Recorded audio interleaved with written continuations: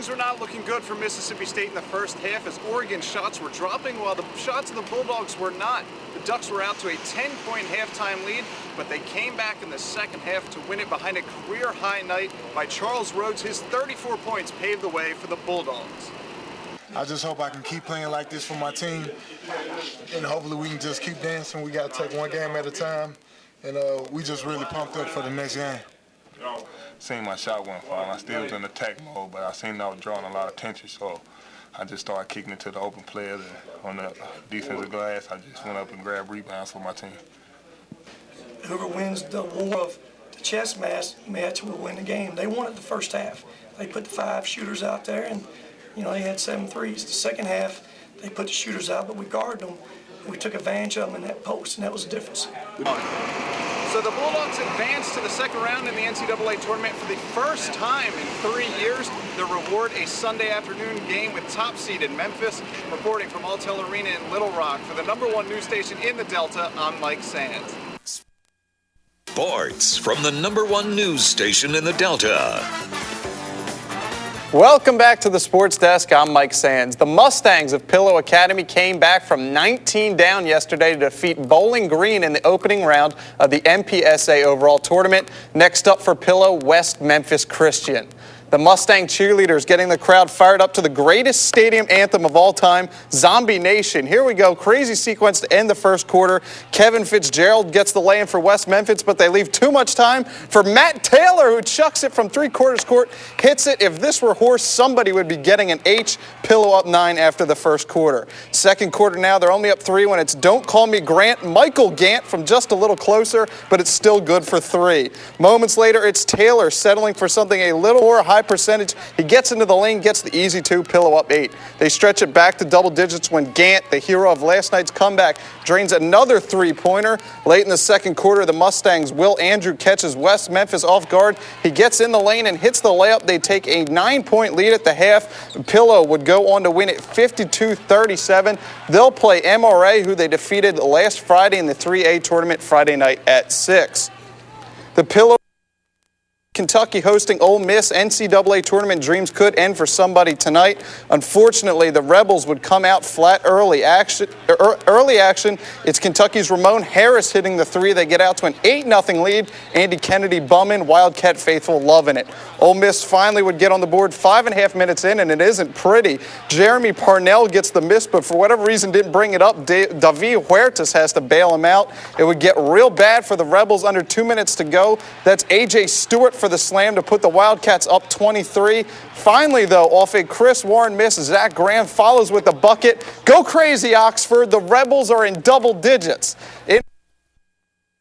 I need to be educated. What is a bubble team? I'm assuming it's not a good thing. A bubble team, there's 32 at-large bids. Okay. We're gonna have, I don't know how much time we need to have here, how basic we can get this, but at-large teams for the NCAA tournament, they only pick 32 that don't win their conference. Okay. They take whoever they think the 32 best is. It's nowhere near an exact science. They look at record, who you've beat, who you've lost to. Scoring 14 points in the first half, not good for Ole Miss in terms of their resume. Got it. All right. So a bubble means good. On the bubble, it can be good. If your bubbles burst, that's the end of it. Forget about it. All right, thank you. We'll be back in just a minute. Sports from the #1 news station in the Delta. Welcome back. I'm Mike Sands with your sports report. We'll start a busy night on the hardwood inside Sillers Coliseum as the top-ranked Lady Statesmen began NCAA tournament play. To Cleveland we go for the D2 South Region first round. Delta State hosting Kentucky State. Statesmen would lead by 11 after a sloppy first half, but they turn on the second half. That's LaKira Boyd out of a double team to Brittany Calhoun. They're up 13. Then it's the All-American Jennifer Rushing driving for the layup to put Delta State up 14.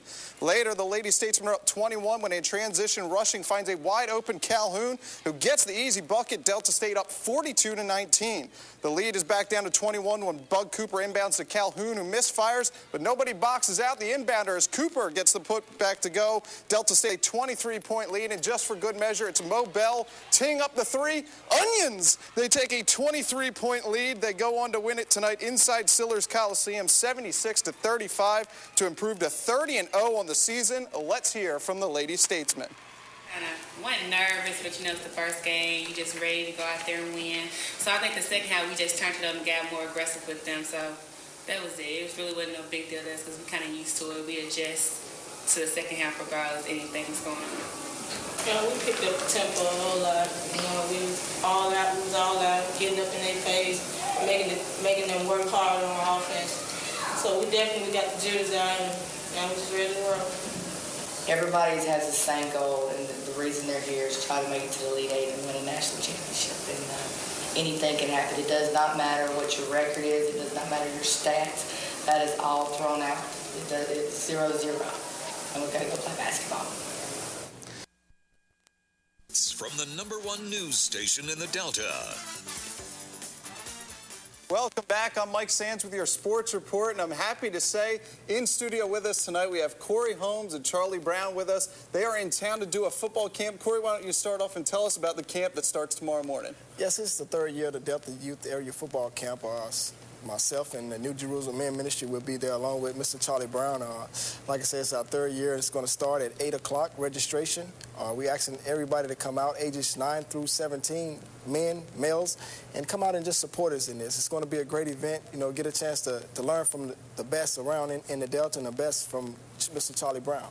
Now, you said you had people already signed up, but you had a lot from last year. You said you're going to be making phone calls tonight. How many people do you hope to have out for the camp?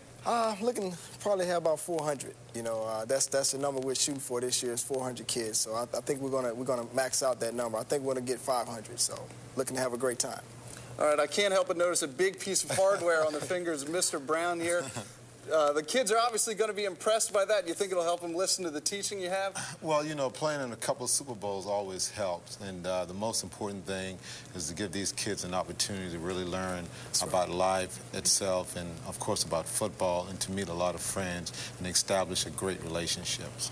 I was talking to you earlier. You said you're a big West Coast offense guy. Said you're going to bring a lot of passing terminology to the camp. Just talk a little bit about some of the stuff you're going to do with some of the youngsters who do come out and join the camp. Yeah, the system which I ran when Corey played at Mississippi Valley State triggered him to rush for like 1,700 yards, and we had a 2,000 yards passer in Melvin Williams. And basically, it's going to be a lot of three-step drops, a lot of intermediate passes, a lot of deep routes, very sophisticated pass route, the same type of system Jerry Rice played in, and of course, the great Brett Favre.